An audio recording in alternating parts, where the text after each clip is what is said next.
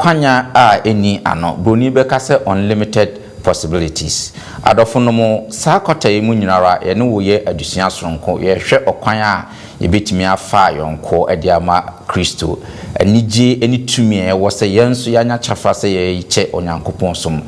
dwumadie ye wo adusua etoso ensia na ye de eho mpensempensemu ede ibra osisia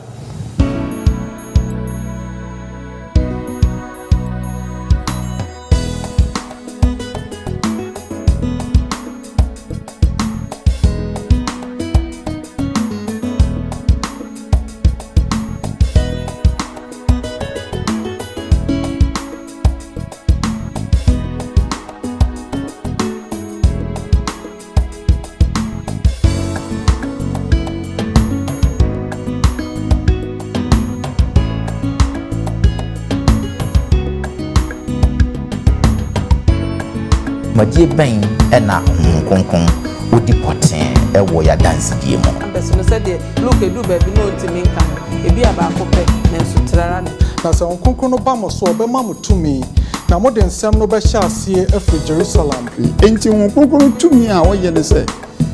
ma wotimi kyenya asem Oma yenda twediampo onyankopon ase sanse oye na doye nso ewo hoda na doye etim homa yen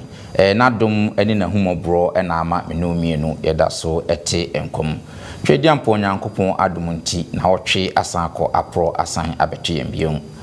London Ghana memenda akwanhefo Sabbath crew na afei trosemu mpensempensemu asadru so ye no beche onyankopon asem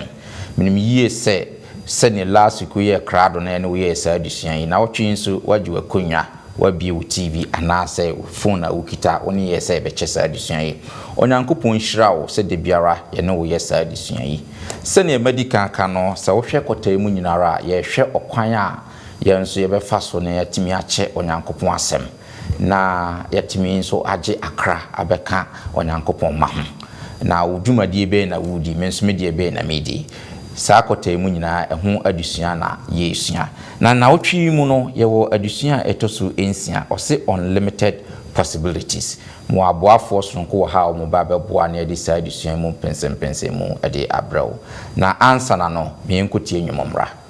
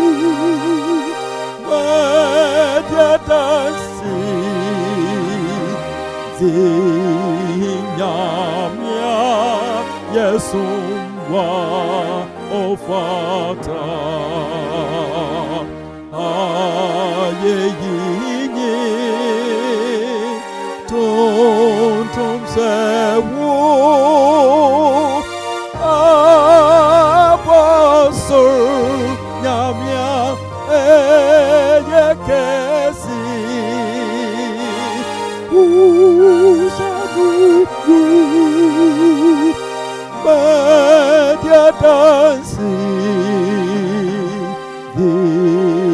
Nyamya Yesumwa Ofata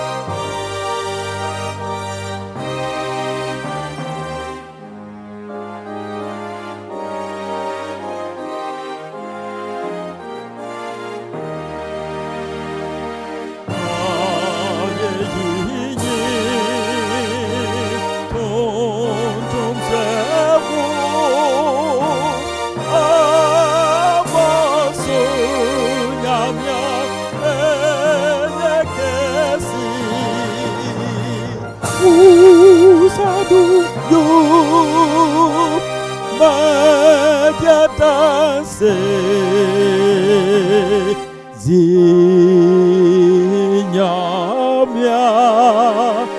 Yesumwa Meja Ofata.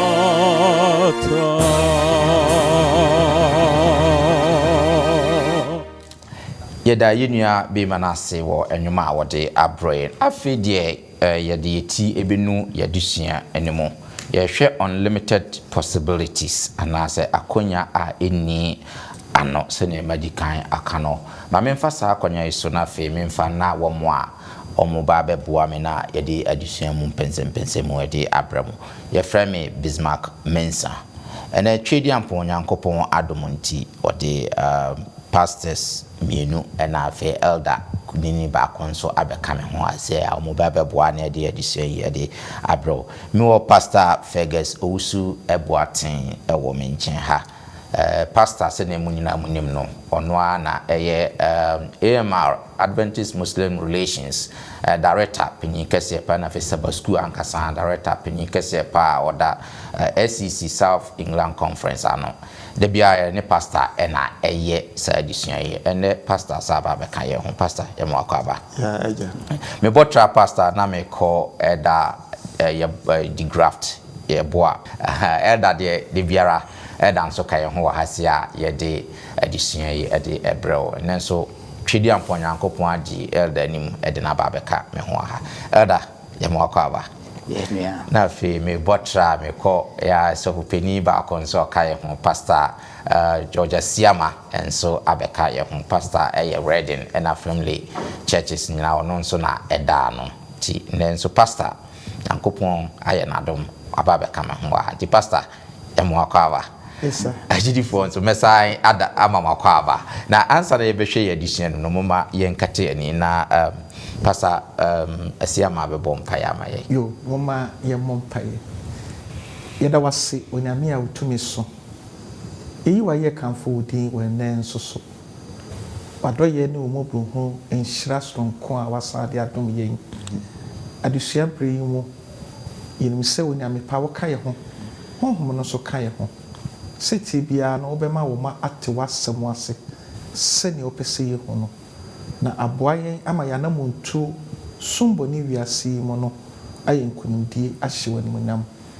temisro yetiefo ene yen aboafo nyinara be faye no mu ma wonsem pa no faye mu ma nkunimdie nya wo madia ene nsoso ewo Jesus Christ temu amen amen wait me da mo ase agidifo say ye hwe ye adisuan say last week ye adisuan bia no kwasem na de pa ye last week adisuan na do spirit empowered witnessing say adansi dia honhom tachi nti ukodi adansi na honhom tachi a ya na ye powerful in fact ye hwe jumadi ankasa honhom konkron edi wa adansi die mu yɛhwɛ asuafo no sɛ ne honkonkon no ba wo mo so no sɛ no mutimi kasaye na nipa mpempem etc. ɛna okwan bi so sɛ ne omoma omo ho kwan na emumpo omo nhyehyɛ mu no omo de to nkyɛn na omo tie honkonkon no de omo fa okwan bi so ma omutimi di onyankopon adanse yɛsa hwɛ tibia bi a Stephen Philip ɛna Paul na fe Peter omuko mu na honhom na no eta omadanse di achi ne omutimi eye no kwasem na adusua no depa so wo a wantimi unfollow sa adusua no YouTube na sa Facebook da so ho betimi atie sa adusua no na wotwi mu no ye hwɛ unlimited possibilities or say akonya a eni ano onyankopon afre yense yembedi ho adanse entino adansedie no enye se waselect ebinumu anase waselect ebinumu omo ye special manu nko a se omo ne nkodi adanse anase nyankopon aselect wofre nyina se nyina yenkoka ye ka adansedie fo no ho anase sen na wo hwe ofre a nyankopon so efre na chosem no describe se ne ofre ne bebre baabi ode yen toto o se ye ewiase han baabi o se ye Christ na dance difo anase na namsifo ambassadors of Christ sana baabi o se ye royal priesthood ye ahene asofukuo ntino o hwe fra nyankopon afre na wode edin bebre na ode afre sa nyankopon ya wafre yin ono ana ema ye honhom na fiye dia kwakodi ne ho adanse the whole of this week ye pese ye hwe se se honhom no eba ye nso anase ye de honhom na kodi adanse a akwanya no o se eni ano unlimited eno ne ye pese ye hwe sene asasem we esitie efa ewo sa na otwi mu adisua eno ntimi wie se yemfa sa adisua we mra na wie na yesua enema bebre ewo mu ye bedi ka hwe yen ka abosam no 1 Corinthians chapter 12 verse 11 Korinto mu me dikan etie ye dumienu yimu du baako no mama yentia akenka asem no na yenu nyina honhom krono ara na oyo na ochichema won maako sede ope amen great Paul chirokoma ne nguma edikan chirokoma Korinto no na ochirechire omo honhom no nadwuma a oye emu kakra ene atwe a yede aye nkabasie ekoyanim no ebeba mu na afi yaka eho asem na medikan ede ahyase afri pastor asiama eso ewo ahase pastor ye pese ye hwe adentina in the first place udwin se ewose yenya nipaku ahodo a onyankopon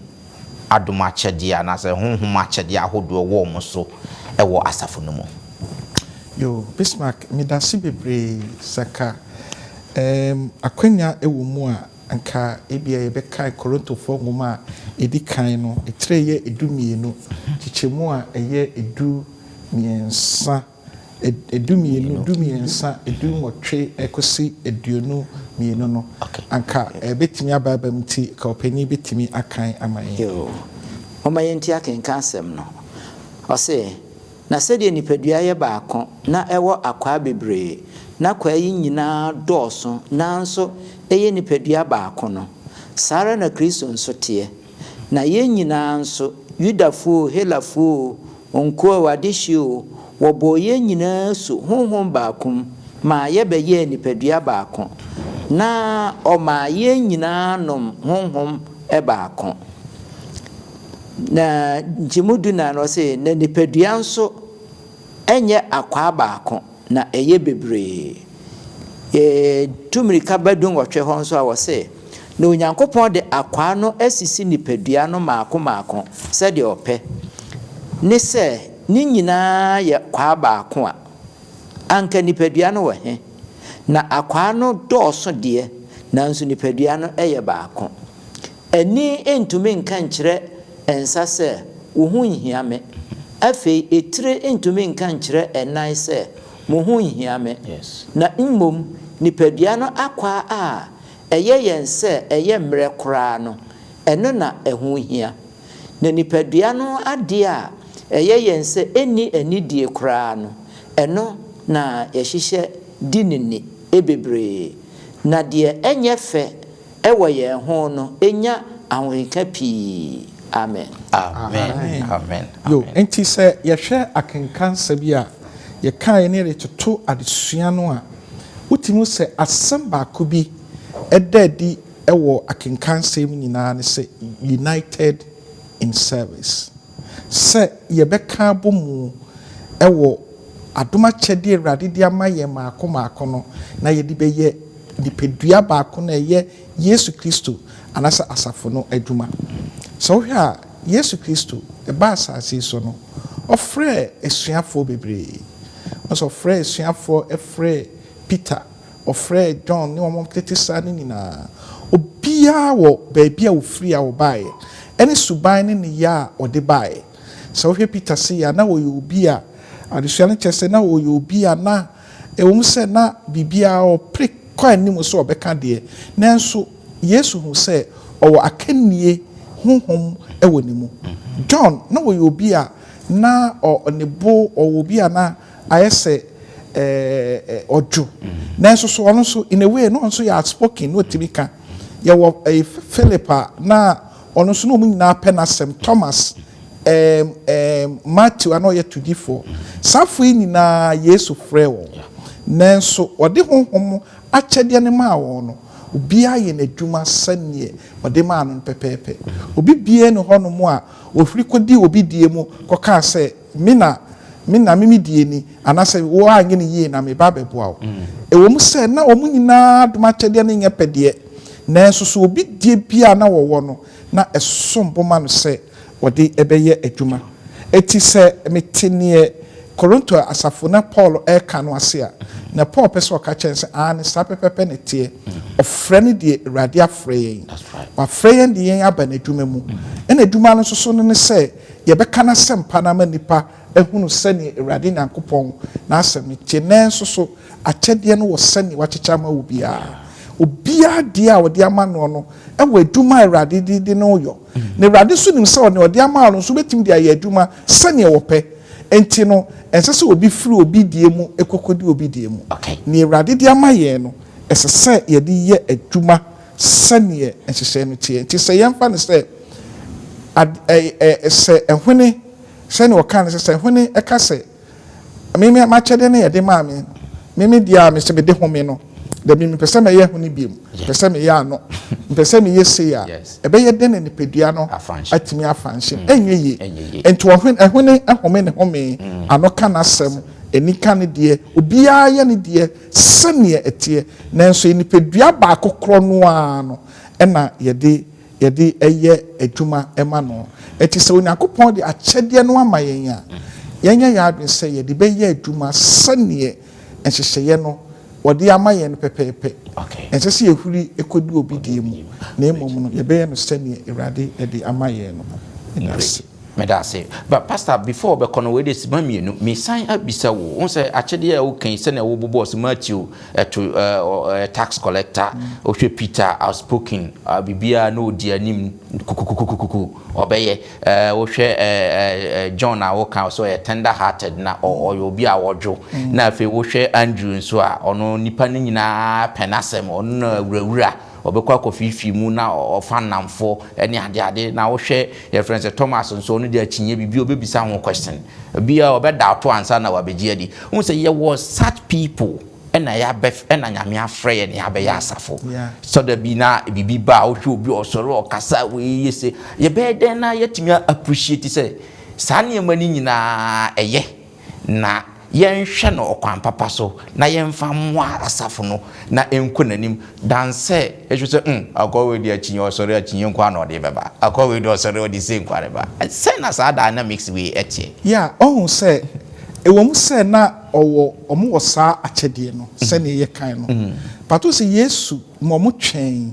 ewo abansoro so ma honhom no esane honhom no ma won akyede sonku bia ema wati ase ni obi biara dia odi yo ye bo Onyame asafo yen soso ane ye benya nipa ko na hodo ni nyina bi wo ye mu na so se ema honhom no because akyɛdeɛ no a yɛde yɛ ni adwuma wɔ nyame asafo mu no ɛyɛ honhom na akyɛdeɛ ɛyɛ honhom no na ɛde ma yɛn nti sɛ yɛ honhom na akyɛdeɛ na honhom na ɛde ma yɛn deɛ a ɛsɛ sɛ yɛ ma honhom no kwan ma wɔ direct yɛ nipa su na ɛwɔ yɛn mu no so ho no nti saa sɛ wɔn direct nipa su no a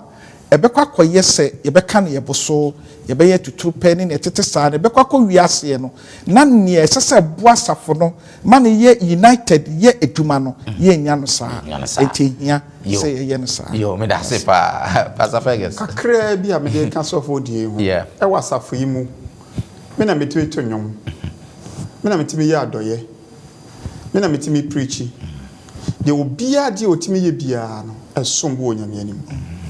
nti ɛsɛ yɛbu obia kyɛdeɛ wɔ nyame de akyɛ no na yɛma akyɛdeɛ ni nyina ka bom ɛyɛ nyame adwuma great kakra me de ka ho yo me da se pa sɛ agidifo sɛ ne yɛhwɛ akwanya ɛni ano yɛma yɛho kwan na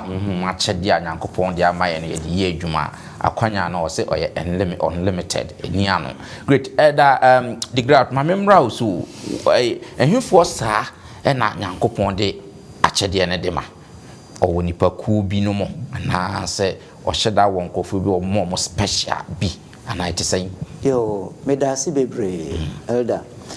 ɛna korɛ wohwɛ Onyankopɔn trim pɔpaa ne sɛ de odo nipa no a obi biara ofiri adamu biara no Onyankopɔn wɔ ɔpɛ ne sɛ ɔbɛma na kyɛdeɛ bi na ɔde ayɛ adwuma ma no obiara nanso gisa wo no wopɛ ansa no ɔde ama wo okay enti ne nyame wɔ pɛ so ɔde ma obiara nanso no wo a wopɛ no ɛna ɔde bɛma wo ɔkwan bɛɛ so ɛna me pa a ɔde bɛma me de di ka wɔ sɛ wogye Kristo Yesu di na woyɛ wadwen sɛ ɔne Yesu bɛnante a ɛsan sɛ na wo su dadaa bi mu na wo firi hɔ aba foforo mu nti no ɛsɛ wo nipadua dadaa no yɛto twene yɛsie no na wobɛyɛ abɔdeɛ foforo enti bread wobɛhyɛ nsuo mu na wobɛfiri na honkonko bɛbu asu pɛ saa subonum no ɔde akyɛdeɛ na ma wo okay enti aha no kyerɛ sɛ wo pɛ enti na Awurade de ama wo hwɛba yɛbɔ wasu no ɔde ma wo no bebree gu abɔnten a wo mu nso nya bi okay enti Awurade ɛyɛ ne pɛ sɛ obiaa na asafo no mu nso no enye nipakuo bi baanu baasa bi na ɔde ama wo obi biara a obegye Yesu Kristo adie no nyame no ɔbɔ yɛ ne nim sɛ nipa no su bi wɔ ne mu a obetime de no ayɛ adwuma wɔ saa kwan wei so ama ne ho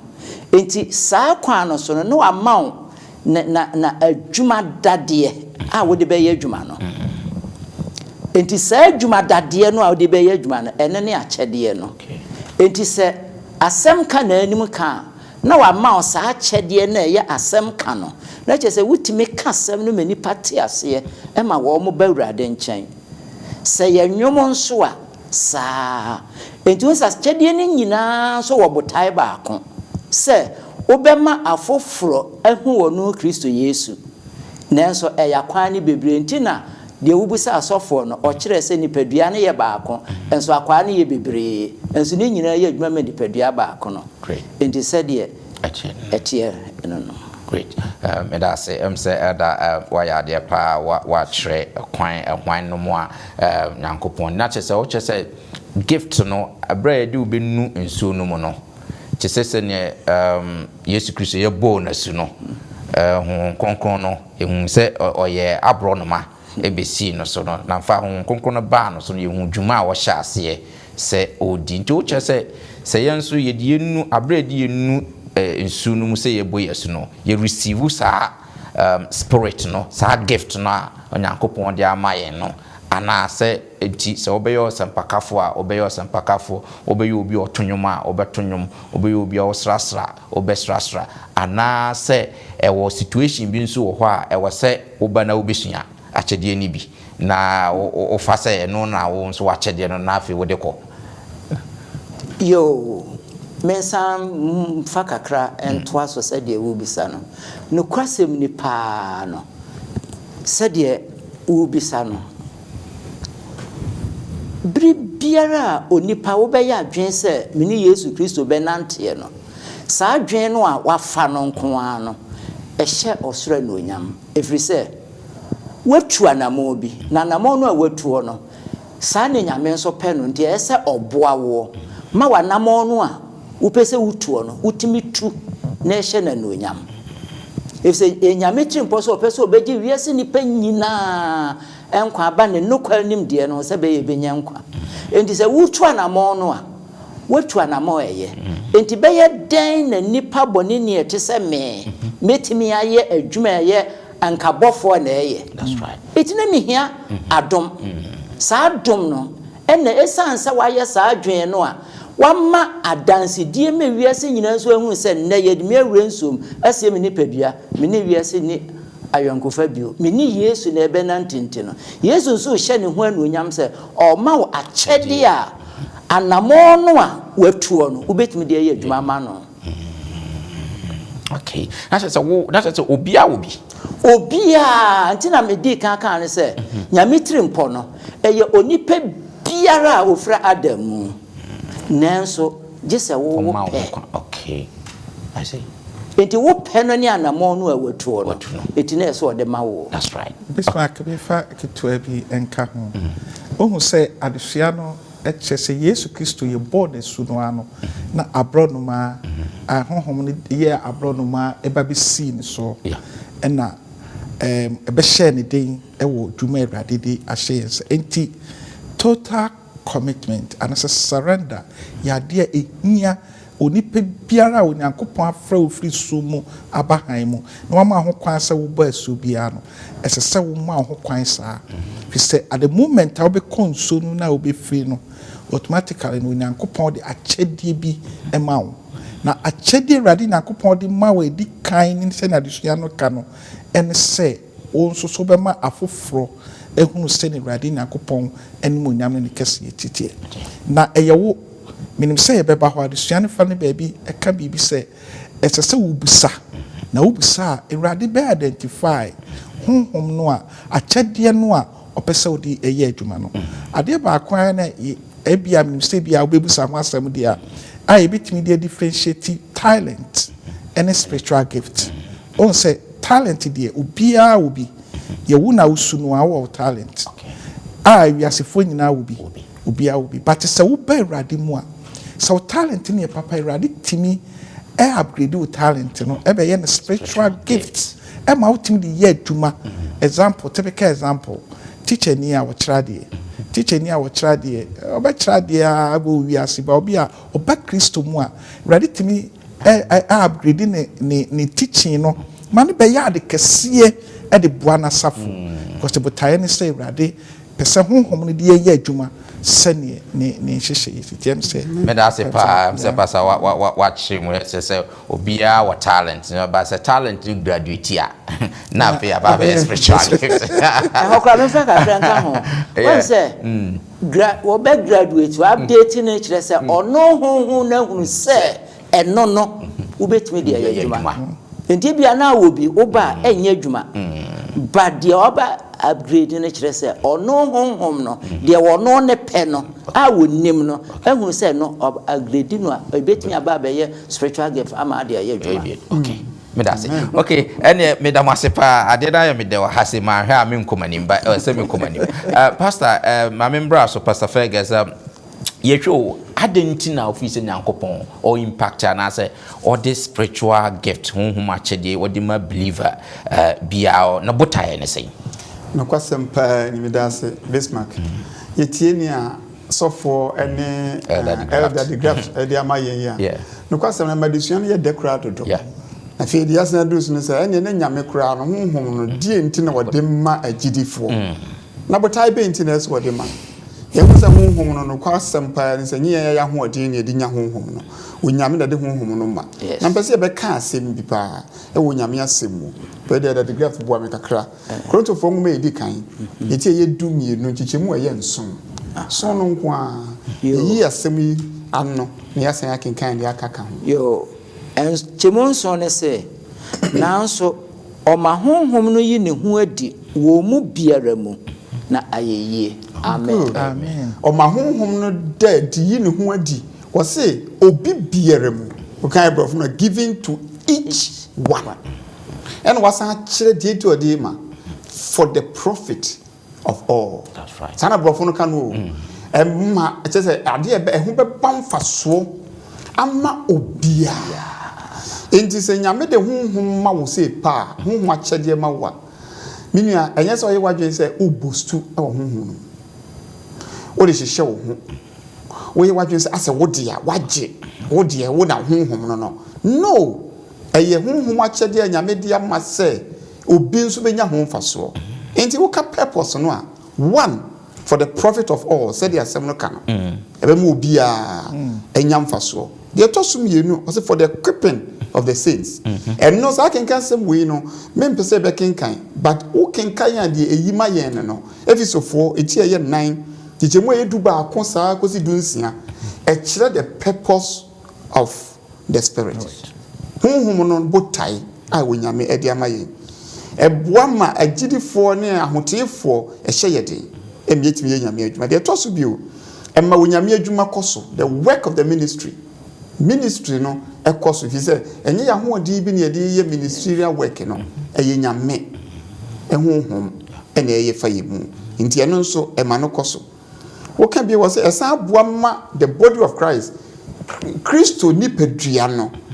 etimi ye adwuma keka bomu yie e hye nyame die no ya wo dum say otie die ka the so for kan ye no a Christo ni pedua no ye wo metaphors ahodo bebre etwem no bi no adwene sisum ye hu say the metaphor back when say the body metaphors. Metaphor are so for can ho asem no. Ye wo ehwene, ye wo ani, ye wo nsa, ye wo nan. Na sa nan ka se me nkoda. Ye say okanyam se me nante nko. Ani se me kura mpo me mie. On se sakoba sa emma nyame adwuma no ebo adado. Okay. Enti me nya adwuma. Enti hu konkon no purpose back up and say emma the edifying of the body of Christ no it me adwuma. Now of the way nyina ma ye se be ya ye nyina be nya gidie baako nye nya nkabomu baako ye be nya gidie ne gidie kese ne suahunu kese wo Yesu Kristo a wo ye head of the church no. Na ko basa wo say ye nya nkwala bio motafoa bio onyame asem bia ne asem biara number bia betimi aboye se tete edi akoniaba ne bokwa ha na bokwa ha na bokwa ha if you say wuti we ya na adi akire wuti we ya na adi akire so nyame honhom ba yemu a e ma yenyini na yenye nkwala bio na ni nyina ne se e ma nyame asem ne the doctrine no etimi gina ena e basa nso a de e ba e boy motafo no enam nipa na daso strictly of men nipa daso ena bio said the one of you say o nam nimdie bi ni nyansa bi o no fi say wanya na o deceive nipa na e koso bebre menuanom atiefo wonyame honhom e ba obi so a wonyame honhom ayi obi mu adwuma a wo de ka wonyame asem won fa na ada won fa nkan kire obi say honhom na ka kire me say o ma me ye bayifo enti bacho kofa weibra anada no ekoso no boni pebre o mom ye mutafo o mi wonyame asem no bonu anu odi akiri enti yenhwe ahweye ebie wo nso no wonyame honhom no nso no we impacted to the church na impact odi ma church no ebi ye ministering as ye ye nyame adwuma ebi ye serving ye dey son ebi ye helpfulness ye dey boa and proclaiming, teaching, encouraging and giving. So ye shame crane ni nyina aye honhom na chede ni bia obitimi show bi nkra ne tinka so asem opanya aka kire me die aboa me aya chede a onyame de ache eboa asafo no and the other guests also mentioned obo honhom bi so edin achede bi din wo Romans 40:2 yeah and 1 Corinthians 8:2 na no so can be for hospitality ahohoye okay nkan ho no ahohoye and na mercy ehumobro anase adom and healthfulness boa wodi boa obi timi boa obi to the sense say wo hwe sa de mwa na wodi boa na enwanwa otu ho nyina eya kyede o a eboa ema nyame asafo no etimi koso na cheerfulness wo nchen kura na eya nika the way osika sa ho kura no ema wani gye obi nso kasa obi hu a na ne boafu obi fa damfo oni adamfo no nkonkodu ba bia if say kasa woni ne kasa no enye kasa ehye nyamedin enmunyam enti we no nyina kampo mu emma wonyankopon ne do enne humobro no timi deadi ewo yenso ne ma yenyini ewo nyame mu if say nipadua ne nyina aye de ben aka abom aye baako a ye onyame adwuma ekwan so nkoso me to aso bio no me I say obusa the power just right and the purpose onyame de sad na ba the purpose onyame ede man no the masa be ya enkabo mu ebe yi mu adwuma see be reach the full unity and maturity nyini nimdie mu pa watin ka sampa ba bia nipa we akoduru ewo nimdie mu no mama na nye wawa ho odin ame honhom no na yesa de we ewe mu enti Joel 2:4 aka say awieye no Yesu Kristo ansa na obeba no onyankopɔ behwie ne honhom agu ne manyina aso nkom hye bebam anima bebre bebam boso subia daye yempanimfo nyina enti we chem ye hu say awieye mu no onyame honhom no gusu ye de ben ye na adwuma nsa nso na Jeremia nso o kan say onyame honhom no ye adwuma no nso no ye wo bi ho nso a wo mo kan se bi ase eye atronsem tie no so nya hweye na se ebu se sa honhom se finyame ana o se mfredi enne emra no a na che se no kure bi anya de ben eni wo mu se de Isaiah 8:20 eka no Jeremia nso ka se onyame nam ne dum so na humobro so ebe ma obi biara wo kana asem efiri onu nyame no ebe free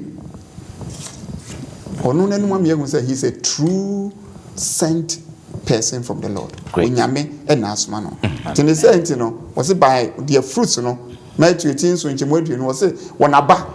enya edi be hu won enti minu ase obusa sa asem ifa onyame honhom no the purpose ene die eye pa ma yen a the purpose no doors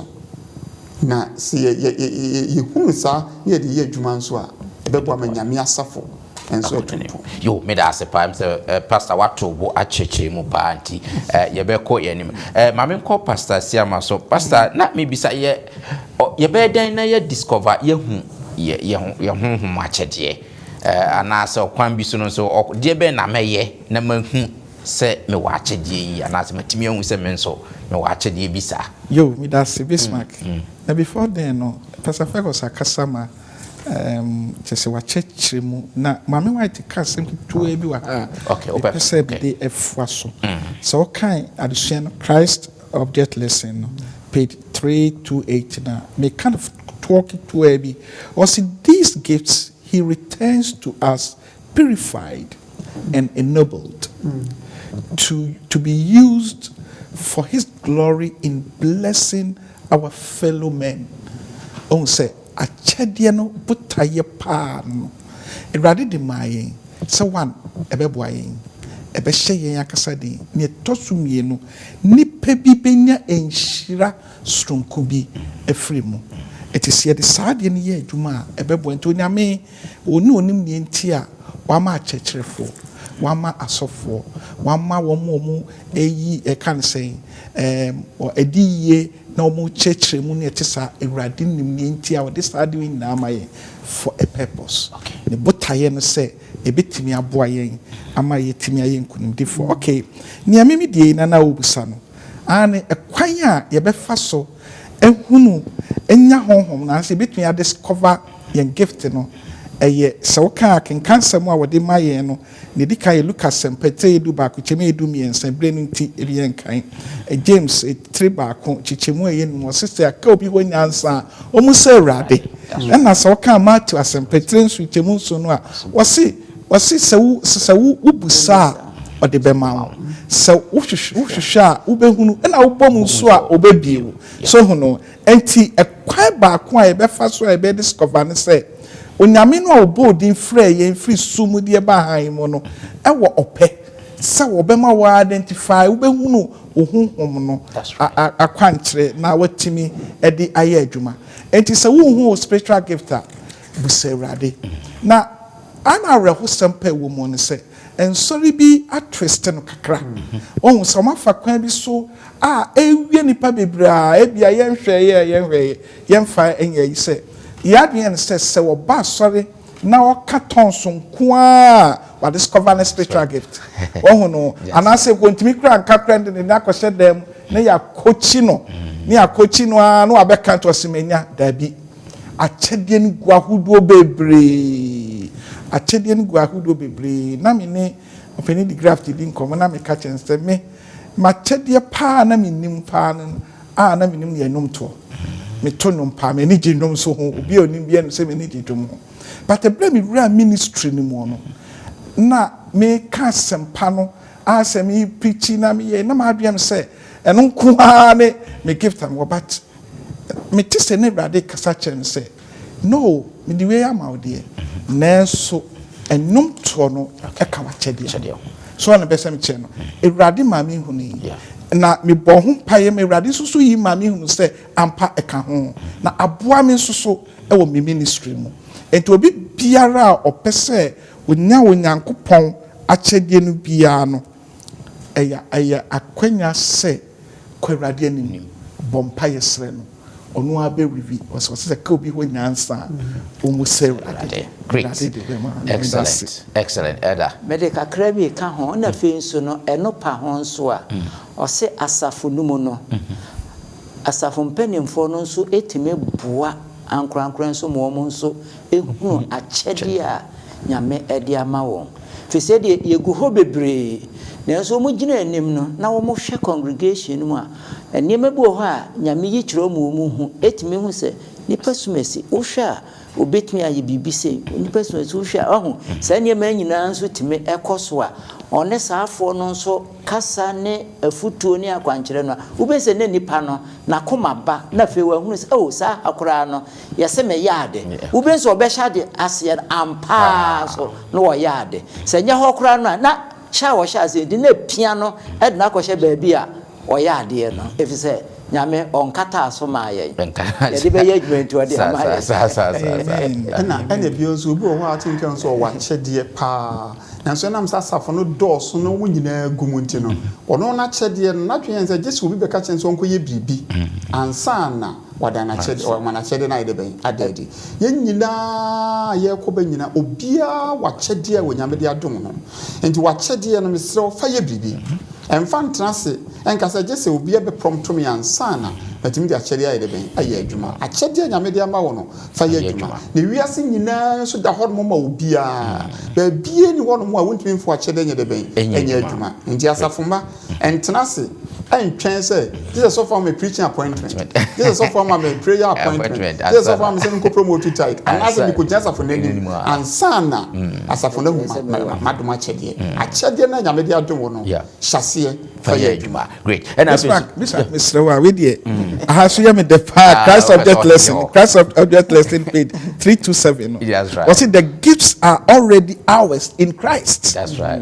but their actual possession depend upon our reception of the Spirit of God. That's right. So no, enti Awurade dia ma wo bibia. Eyeye dia. Uba Kristo mu kuto a wo dia ma. Tena Pastor Fergus kan and tena say na ya be am preaching appointment.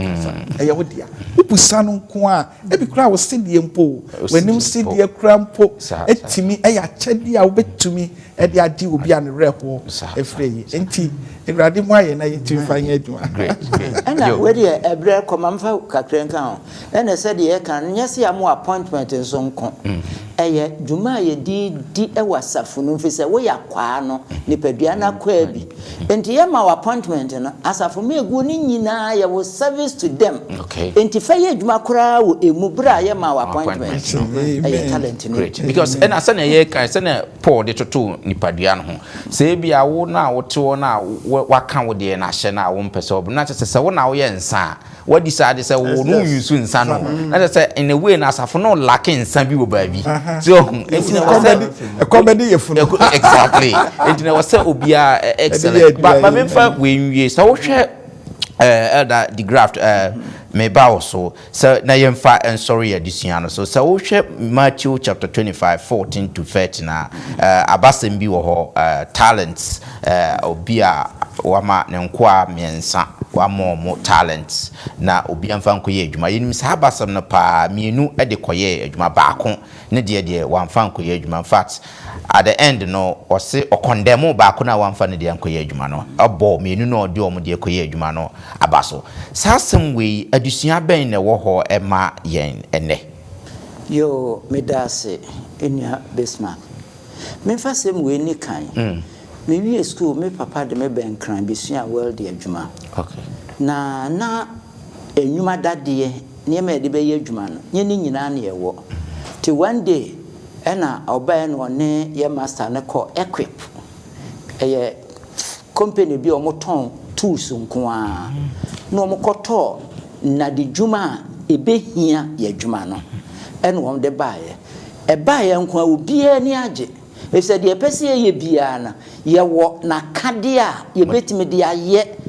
saade no kwe ba kane no ye nie nti no ne ye use ye kan se manpower okay oh enti kyerese asetre mu kura no hu se adwuma dade a ye di ye adwuma no ehia adenti ne ehia sel tools no se adwuma ne be koso ye betimi a produce ne ma ye pese ye ne aton na adwuma na koso ne sika ye nya se ye ni sa ne ma no ne ye kɔ ne ye kɔtena se ne ye te hwa no a menka se adwuma ne be nyini ena nade no nso ye de baaye no se wu nipa na amfa anya adwuma dade no ensɔre nkɔ ye adwuma so ehun eti kyerɛ se nyame asem no wo kan ne hɔ abaako no wamfa anya adwuma kyerɛ se